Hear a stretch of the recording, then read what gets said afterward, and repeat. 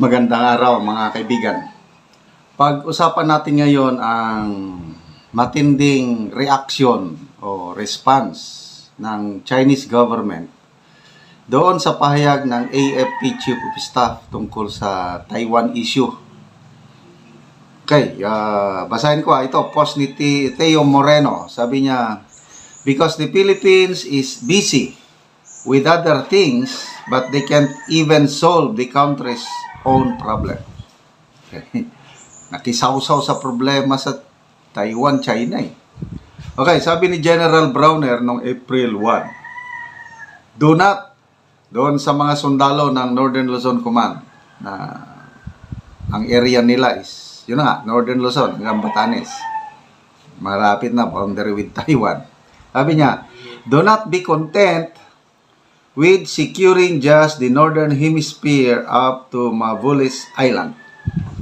Start planning for action in case there is an invasion of Taiwan. If something happens to Taiwan, inevitably, we will be involved. April 2, sumagot ang Chinese government through the spokesperson ng Chinese Ministry of Foreign Affairs, Mr. Go Huacon. Sabi niya, ito, napakatinding salita ito, malaman. How to solve the Taiwan issue is the Chinese people's own business, and others are not allowed to make decisions. We advise the relevant people in the Philippines not to provoke and play with fire on the Taiwan issue. Those who play with fire will get burned. Yun po, ang matindi. Maglaro ka ng apoy, ay masusunog ka ng apoy. Madadamay pa tayo. Sabi ng mga taga Mindanao, nabasa ko, huwag nyo lang kaming idamay sa Mindanao. Okay. So, meron tayong tinatawag na One China policy. Na ang Taiwan is a renegade province. Historically, kahit saan mo tingnan anggulo, ang Taiwan is a part of China. Sa mga, i-review lang natin ha, nung hindi pa nanalo ang Chinese Communist government sa China, yung panahon ni Mao Zedong, ang Democratic China, Republic of China, General Chiang Kai-shek yung leader ng China. So ang Taiwan, probinsya lang ng China. E nung nanalo ang Chinese movement, nanalo, tumakbo. Si General Chiang Kai-shek, yung leader ng Republic of China, tumakbo, napunta sa Taiwan. So hanggang ngayon, yan na, naging parang nagkahiwalay temporarily ang Taiwan sa So, communist government sa mainland China, democratic naman dito sa Taiwan. But, kahit saang anggulo natin tignan, ang Taiwan is part of China. Kaya may tinatawag na One China policy.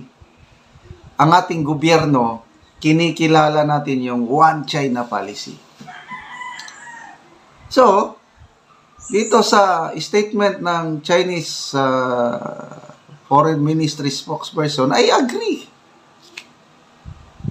Ang Taiwan issue is for the Chinese people to decide. Bakit tayo makikialam? Anong basihan sa statement na if something happens to Taiwan, inevitably we will be involved? Why? Ang US talagang makikialam. Ang China, sinasabi niya na time will come, we will invade Taiwan and force them to join mainland China, hindi na separate ang ano. So gagawin at gagawin nila yan. Sinasabi, probinsya nila ang ano, parang renegade province, gagawin nila. Eh kung inatake ng anytime inatake ng China ang Taiwan, makikialam tayo? Anong mangyayari sa atin? Problema ba natin yan? Adi magiging Ukraine na tayo? Grabe naman, oy. So, payag ba kayong masunog? O kami sa Mindanao, ayaw namin. Sana hindi kami masamang masunog dito sa Mindanao. Ba? Kawawa ang buong, ang sambayanan. Kawawa kung makikialam tayo sa ano. So, grabe. Okay, magbasa lang tayo sa mga comments. I am Xianwen, sabi niya, will get burned nga daw. Ano, i-burn si Browner? Burn na nga siya eh. Bigyan ng KO, Kojik yan.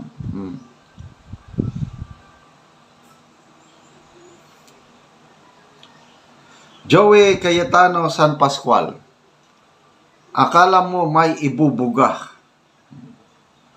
Mavs official, Philippines, where are you heading now because of these leaders?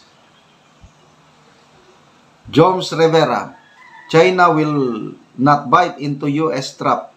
The real issue here is the unconstitutional transfer of our PhilHealth bonds by Cameral GAA. Ayun. Jaira Riambuansa, it appears that the AFP also failed us. Paitaoy. Mercy Emiap, nakakahiya na. To, Fernandez Joseph, sabi niya, question, does the US still have a one China policy? That it does not recognize Taiwan as a country? I believe so. Katrina Orionet, this is what I'm talking about. These so-called geniuses making all the life and death decision for our lives. So, sana wag na tayong makialam sa problema ng iba. Ang daming problema sa ating bansa. Unahin muna ang problema natin sa ating bansa. Sino yung magre-resign?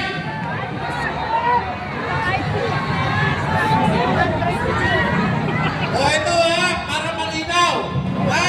Gusto kong malinaw. Baka mamaya, sininig ako rito si Palaka daw. Bakit tayo magpapababa ng Palaka? Lumulundag yun. Okay, ulit. Sino ang gusto ninyong pababae?